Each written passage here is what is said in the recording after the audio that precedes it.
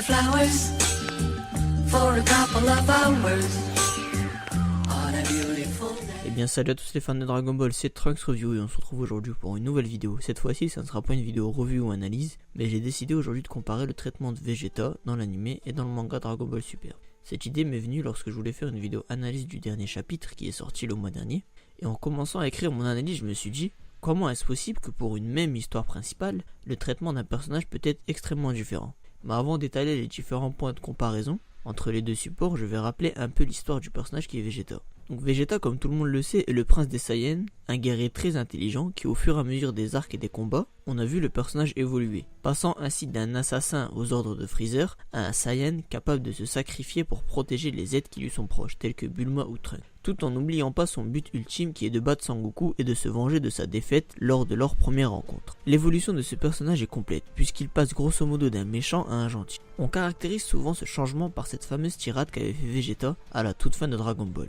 Il retrace lui-même son évolution, tout en ne manquant pas d'éloges envers son seul et unique ami Sangoku. Akira Toriyama a voulu faire de cette séquence une conclusion au personnage, puisque Vegeta lui dit lui-même que Sangoku est le numéro 1. Ainsi, cette quête de surpasser Sangoku est donc finie, en avouant son infériorité.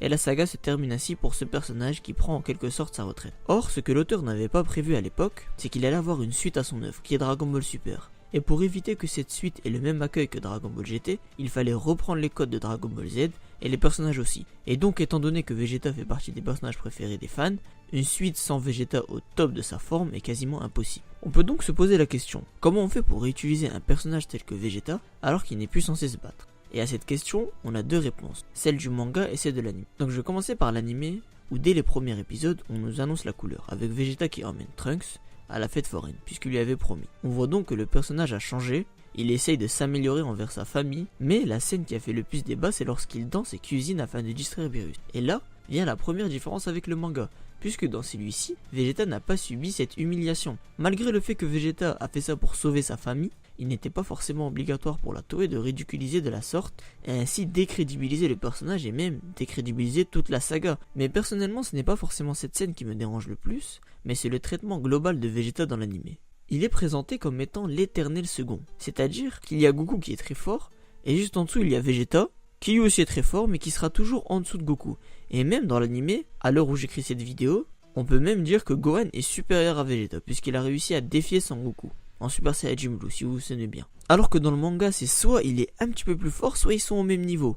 Et Vegeta rapporte un certain vent de fraîcheur en quelque sorte, mais je vais m'expliquer en prenant un exemple concret. Lors de l'arc Zamasu, Vegeta va s'entraîner pendant 1 an dans la salle de l'esprit et du temps, afin d'en découdre une nouvelle fois avec Black Goku et son Super Saiyajin rosé. Dans l'anime, Vegeta devient simplement plus fort, mais en restant en Super Saiyajin Blue. Et si vous vous souvenez bien de l'histoire, à la fin ça n'a pas servi à grand chose puisque Black à chaque fois qu'on lui donnait des coups, il devenait plus fort. Donc son power-up a été quasi inutile. Alors que dans le manga, afin d'éviter de gaspiller son énergie, durant ces 1 an, il a appris à maîtriser le Super Saiyajin God et donc utiliser le Blue que lorsqu'il donne des coups. On passe donc d'un perso un peu bourrin dans l'anime à un fin stratège dans le manga. Et aussi deuxième grande différence, lorsqu'ils veulent fusionner au départ Vegeta refuse comme dans l'anime, mais lorsqu'il rend compte de l'état dans lequel ils sont, c'est lui-même qui va voir Goku pour fusionner, il lui dit donne-moi cette boucle d'oreille. Tout ça pour dire qu'avec ces deux supports, le traitement du personnage est vraiment différent. Pour ma part, si je devais donner mon avis, dans le manga on retrouve le Vegeta qu'on a laissé dans Dragon Ball Z, donc le manga est en quelque sorte le plus fidèle. C'est pour cela que je vous invite fortement à vous faire votre propre comparaison en lisant le manga, ça vous coûte rien.